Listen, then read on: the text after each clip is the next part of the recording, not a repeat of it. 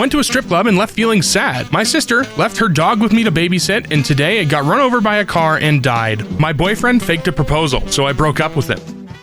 Me, 24F, have been dating my boyfriend Andrew, 26M, for 5 years now. We've had a healthy and stable relationship up until today. Andrew has always been a prankster and make jokes with me all the time, and I did it to him too, but today he took it way too far. In the morning, he woke me up at 7 a.m. and told me to wake up because he wanted to take me to the spa. I was pretty surprised because it wasn't a special day or anything, but I was all in for it. At the spa, he told me how he wanted to go to a fancy restaurant after we were done at the spa and that he was paying. Of course, I agreed as we hadn't been out together in a long time. We then got to the restaurant, we had a beautiful and romantic dinner and just a nice time in general. We were talking about a house we were planning to move into and chit-chatted about other stuff too. After about 40 minutes, Andrew stood up and got on his knees and took out a box out of his pocket. My heart stopped beating. I hadn't even predicted this. We have never talked about proposal before, but I also thought it was a great time now. He did a speech about how I was the most beautiful girl in the world and how he wanted to live with me forever and ended with, "Will you marry me, my princess?" Of course I said yes. Seconds later, all that excitement turned into horror. He opened the small box. I expected he put the ring in, and it was a note saying, "You've been pranked," and Andrew started laughing hysterically. He continued with, "Baby, this was just a prank. I'm not ready at all to marry you yet." He was leaning in to hug me, but I gave him the biggest slap ever with tears streaming down my face. I just told him, "We're over, you frickin' scumbag." I'm now sitting in my bed, crying and writing this, and I don't know what to do. He's been texting and calling me, but I haven't responded because I feel so sad, betrayed, and mostly angry. I thought this was gonna be one of the best days of my life. What should I do? Old boy took it too far. It's hard to come back from that sort of disrespect. I think you would be best not seeing him anymore. He lied to you and tricked you, and now he can deal with that fallout. What do you mean, what should I do? You announced that you have big news. You and Andrew are finally ready to let everyone know that the relationship was just a prank. You're actually single. Then go date someone else who actually cares about you. That relationship was over when he woke you up for that spa day. That was mean and not funny. You have a right to be angry. Find a man who believes marriage is serious and not a joke. You're wonderful and don't let this affect that. People who enjoy hurting and humiliating their partners are vile. You made the right choice. It's better for people to wonder why you're single than for them to wonder why you're with him.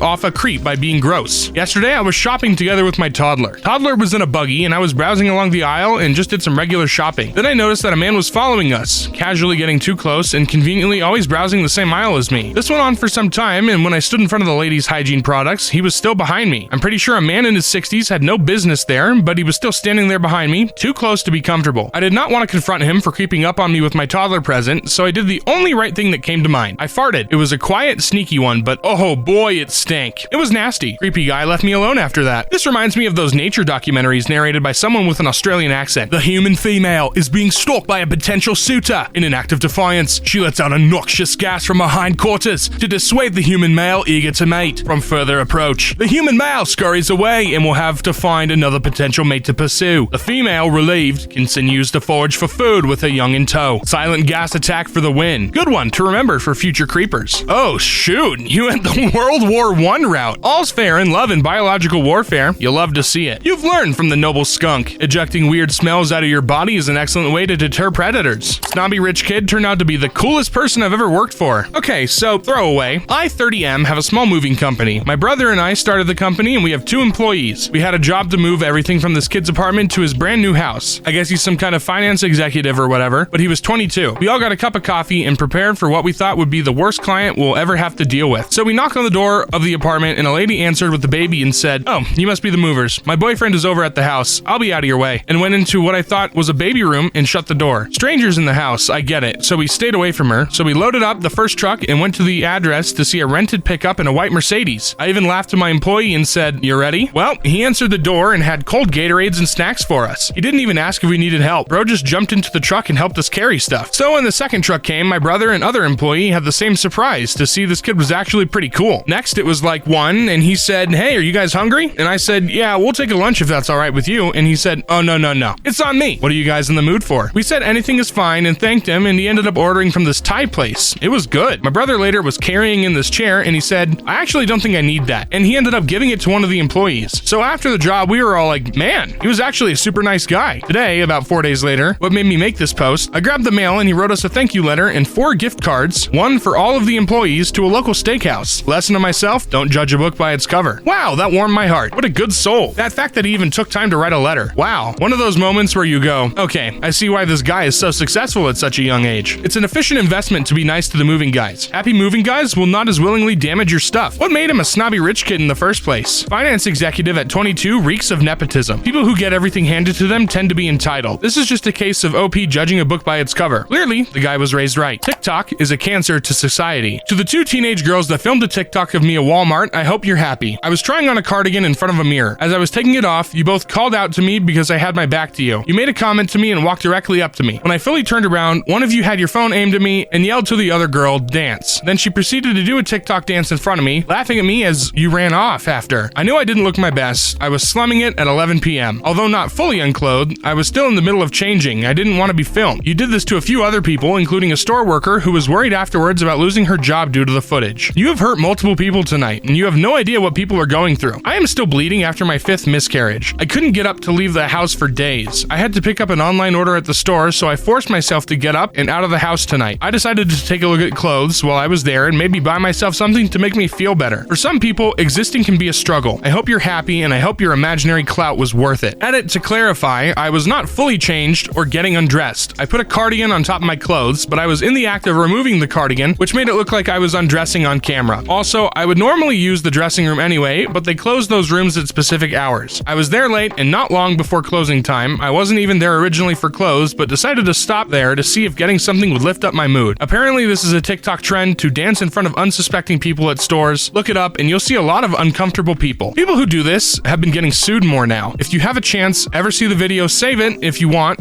/ can pursue it. People have been able to sue for emotional damages and harassment. I just want to wrap you up in a big, massive, humongous blanket and hug you. I'm so sorry for your losses and the emotional hit this stupidity laid out on you. If you didn't treat yourself to something, try to go back tonight and have another look. You deserve all the treats. I hate how there's no more privacy. Social media has made it so easy for people to post videos of random people with no repercussions. I'm sorry this happened to you. Social media, not just TikTok, has given us the ability to record at will. It's so obnoxious and hurtful and invasive and selfish. Here's hoping they learn to do better as they and their brains mature. Teens especially are crazy by design. They have some independence and the ability to do stupid stuff, but their brains haven't fully developed, so they're not thinking in a way that would stop a lot of this stuff from ever happening. Some people grow out of this level of selfishness, but for some it becomes a lifestyle. It's pretty ducking awful, and I'm sorry for your loss. I hope you're feeling better. Please take care. 10 years ago, I gave dating advice to an incel, and I still think about him. So this happened when I, now 30F, was in college on OKC. I was messaged by an incel-looking guy. In his PFP, he wore a fedora, had a beard, was overweight, etc. His opening message was something along the lines of, I know there's no way you'd ever be into me, but you seem really cool. I knew I wasn't interested in him romantically, but I checked out his profile because I was also looking for friends and wanted to see what we had in common. What I saw on his page broke my heart. Just paragraphs of him saying self-deprecating things about how he's lame or ugly or a loser that no one would want to date. He was practically apologizing for existing. I think what hurt the most was knowing a lot of what he wrote down was probably said to him in the past, and as someone who's been bullied before and also had self-confidence issues, I couldn't turn a blind eye. I replied to him and told him politely I'm not interested in dating him, but asked if I can give him some advice for his profile. He agreed to hear me out, and I began typing away. I think I spent a solid 15 or 30 minutes writing my reply. I explained that if you write paragraphs about how much you think you suck and aren't fun to date, people will believe you and not give you a chance. I said he should try to talk more about his interests and what he likes to do so that he's more likely to appeal to someone with the same interests and hobbies as him. I emphasized that he should try and put his best foot forward and talk more open about his good qualities, being a good friend or a good listener or open-minded, etc. Once I clicked send, I waited for his response with bated breath. I don't remember exactly what he said, but it was something along the lines of, honestly, I was expecting you to tear me apart and make fun of me, but this sounds genuinely helpful. Thank you. We wished each other luck and never spoke again. It's been over 10 years since that exchange happened, and I frequently wonder what happened to him. I've been thinking about him a lot more since the rise of Alpha Bro Podcast and the Manosphere. I want to believe he tried working on his self-confidence issues and was able to move forward, but I also know that people online are mean. There was definitely a culture of making fun of people in fedoras with neckbeards, and even if they weren't pulling the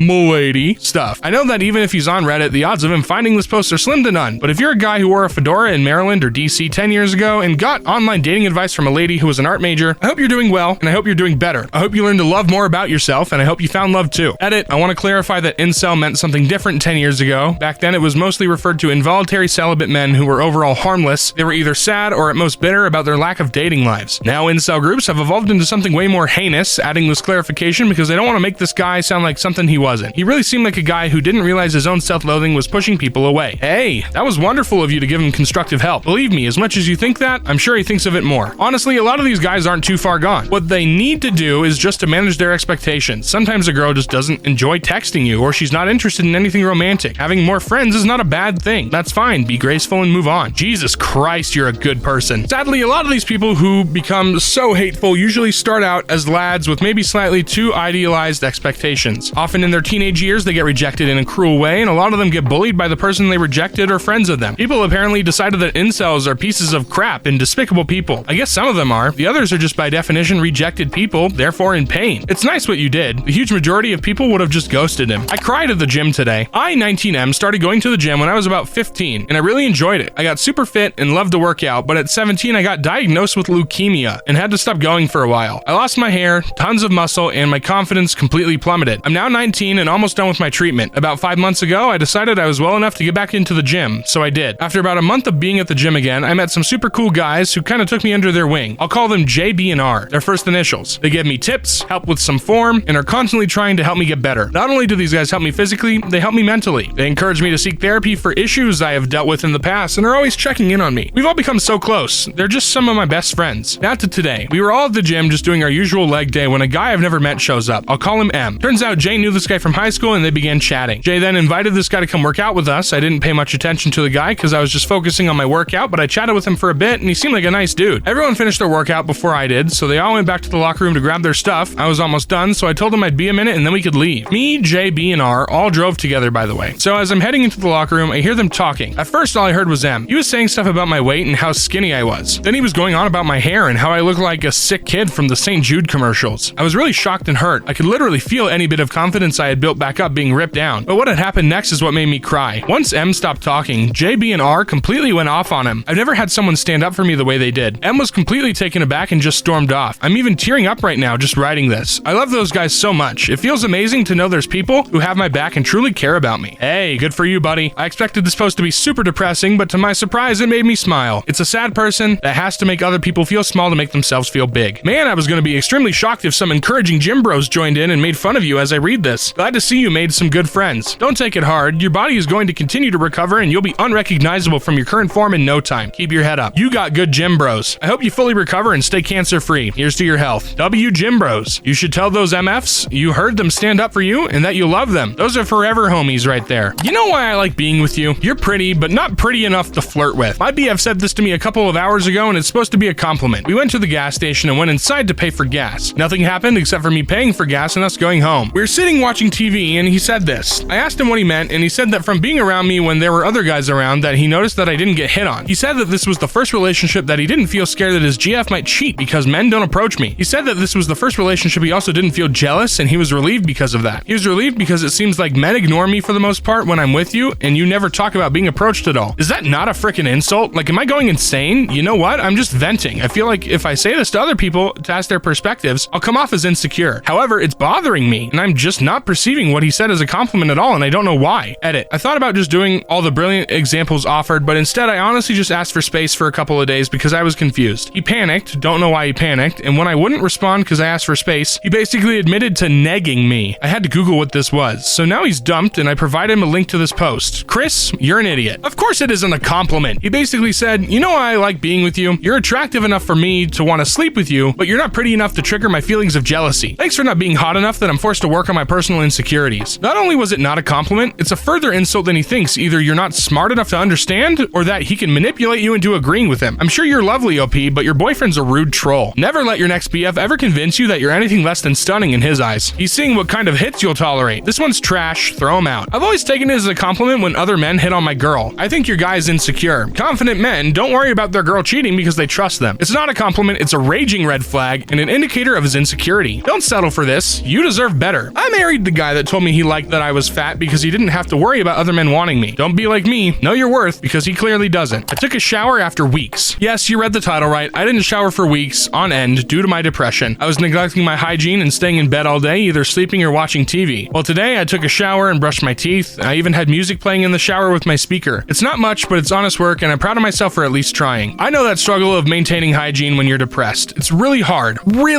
impossibly hard. People who have never been depressed can't understand. I'm proud of you. Baby steps turn into leaps. Rick, yeah, good job, man. Remember, it's okay to do things half-assed. Sometimes you can't manage to take a shower every week, so you do it every 2. Or you can't brush your teeth in the morning and at night, so you only do it at night. It's better than nothing. Slay! It's hard to make a change in your life. 10 times that with depression. Good for you. This is more common than you think, and you posting this could really help someone else who reads it that's in a similar situation. Remember, you do things at your pace, and don't be hard on yourself if you take a step slightly backwards for a second. That being said, I'm very proud of you. Thank you for sharing, and I hope you can continue in the direction you're hoping for sooner than you think. I don't know if my family traditions are ethical. My family partakes in inbreeding. Fucking what? The people that we tend to marry can vary from first cousins to siblings. My mom isn't my father's first wife, and she isn't fully related to him, but she is his half cousin. My father's first wife was his sister. She died due to heart complications, and they shared 2 daughters. A while ago, my half-sister, 28F, invited me to have drinks with some of her friends. In the country I live in, the legal drinking age is 16, and the topic of our appearance came up. We all look very similar to each other. I have lightly researched before I posted this, and it is common for inbred children to be some sort of albino, facial deformities as well, I'm not sure. And I told them that it was because we are related. Her friend didn't realize what I meant, and more than likely took it as what it sounded like. We both share the same father, so of course we look alike. My sister did, though, and we ended up leaving early. On the car ride home, she told me that our family matters are meant to stay quiet and away from people who aren't our own. She kept saying that even after we arrived home, and even told my parents about it. My father got very upset after she told him and left the house. My mother simply told me that I wouldn't be able to keep going out with my sister and her friends if I didn't learn how to act properly while other people are in attendance. I spent the entirety of the night looking up why our relation's wrong, and I haven't been able to stop thinking of it since. This happened a fortnight ago, and I'm still debating whether I should post this or not. But I need counseling, and I don't want to ask my parents about it. I just need to make it known to someone, as I have no friends. I am homeschooled and only ever leave the house with my sisters, and my full-blooded brothers seem to be aware with how our family dynamics aren't socially acceptable and are okay with it. I don't know what to do. I apologize for the formatting, as I am posting this on mobile. English isn't my first language, so forgive me if there are any spelling errors. Edit. First off, thank you for the kind words and comments. I've been trying my best to answer all and will continue to do so. I do not know the legality of most things, but there have been people that have commented asking about it, and I will like to answer in the best possible way. I did not know that homeschooling is illegal in Germany up until 30 minutes ago. My mother has been my tutor since I was a child. I know next to nothing of her own education, but she says it's the same as my own. I also do not know the legality and legitimacy of their marriages now that it has been brought to my attention that it is not legal to marry one sibling in my country. I was not aware. My grandparents were cousins. That is as far back as I know, but it could go further than that. Our family members tend to remarry often, 4 or 5 times, and there are a lot of family members, so I understand as to how it could be confusing. My parents are not physically abusive to us. They do not hit us, nor do they restrict anything from us. We each have our own room and our own beds. My father's first daughters are one of the only few people in our family that have friends outside of our relatives. They are older, therefore they have more freedom to go out and socialize. That is all I know. I hope I'm able to update soon enough. Not sure where you live, but there are serious medical reasons why close family members should not marry. It causes many birth defects and medical problems. Just be safe and steer clear of having relationships sexual with close family members. Only date people not related to you. You don't have to follow in their footsteps. They are not. They should end with you. Definitely avoid sexual relationships with your family members. Read up on sex ed online if you can. I do not know how old you are, but I'm gonna assume you're teenage. You seem to be somewhat isolated from the world, but having no sexual partner until adulthood is better than establishing sexual relationships with a relative. I'm so sorry you're learning this right now. I don't know how you found Reddit, but I hope you will be able to get help. Are your sisters or brothers involved in some relationships? They need to stop. Inbreeding is illegal due to huge risks in health. Now, I'm worried that things are even worse. I've heard about these cases in cults. Are your parents practicing physical punishments on you? Locking you or chaining you? Do you have your own room and bed? Do you have enough food even if you are punished? Learn about human and child rights in Germany, and you all should attend school. Homeschooling is illegal. Do you have any documents about your name and date of birth? I recently turned 16 and was able to use the internet freely. I've been on TikTok and found it through posts there. None of my siblings are in any romantic or sexual relationships, but the youngest of my eldest sisters is in a relationship with my uncle. My parents do not punish us, and each of my siblings has our own rooms and beds. They tend to be more strict when it comes to phones and access to the internet, as well as going out. They do not physically hurt us. I'm very surprised that you're allowed to use the internet, especially Reddit. Do not tell anyone. There is a reason why some countries and cults ban the use of the World Wide Web. You can get information that is not controlled by those in charge, meaning you are now aware of the millions of other people who live different lives and have exotic opinions. Stay safe, learn, keep in touch. We'll all be happy to broaden your knowledge with facts, some fiction, and memes. I was recently only able to do so as I am older now. I will not tell anyone what I have learned. Thank you for your advice. My ex's son told me last night I'm the best mom he's ever had. I, 50F, still live with my ex, M48, and his son, 18. We broke up a couple of months ago, his decision, not mine, and have been living mostly amicably until he saved some money so we can all move on. His son moved in with us a couple years ago after falling out with his mom and stepfather, and it hasn't been easy. My ex went into a breakdown and didn't work for a year. Stepson had a lot of issues, and my menopause hit like a tornado tornado, but I've tried to keep things together. Arguments were mostly kept away from the sun, and I tried my hardest to keep it all together. Unfortunately, that wasn't enough. My ex went back to work and decided he no longer felt anything for me. Last night, my ex went out, and the son called up to me asking if we could talk. He's never done this before. We've obviously talked various things through, and I held him for so long when he broke down after moving in. He asked me how I was doing, and I instantly burst into tears. I try so hard to keep my emotions in check in the house and hide it away from them both. He gave me the biggest hug and said, "I don't understand what happened. You are the best thing that's ever happened to him. You're the best mom I've ever had." And that just broke me. I've never been a mom to anyone. He then asked me if it was okay if we still stayed in touch when I finally move out, and that he always wants me in his life because I'm the only adult who's ever truly listened to him and talked to him properly. I just care for him so much, and knowing that he feels like this just makes me believe that I have done something right. I just feel weird not telling my ex about this conversation. I guess it's between me and his son. I also made sure he understands I've never wanted to replace his mom, and we talked about ways he could mend his fractured relationship with his mom and stepdad. Anyway, I just needed to share that somewhere because I'm sitting here in tears typing this, that at the age of 50, someone has called me their mom. Edit, thank you so much. Honestly, I haven't stopped sobbing at the comments and awards. I didn't even know they existed. He's gone to his mom's tonight, which makes me so happy because it shows that he's trying to build bridges there. I don't want him to think his dad's a bad guy because he isn't. He just doesn't know how to behave in relationships. The whole situation just hurts so much because I don't want to go, but I have to save myself. But I will always be there for him. Thank you for your post. I'm glad the son was able to express to you how valuable you are and how amazing you have been in his life. I was a teenager when they broke up and I never had the opportunity to let him know how I felt or feel. Thank you for sharing your story. At least he has one stable influence in his life. It is weird sometimes when we hear how much we affect someone when we are just trying to hold it together. You deserve better and I hope you get it. Well, that took care of my cry quota for the day. That was so raw and honest, from the soul kind of stuff. I'm glad you two will still have each other. Take care, OP.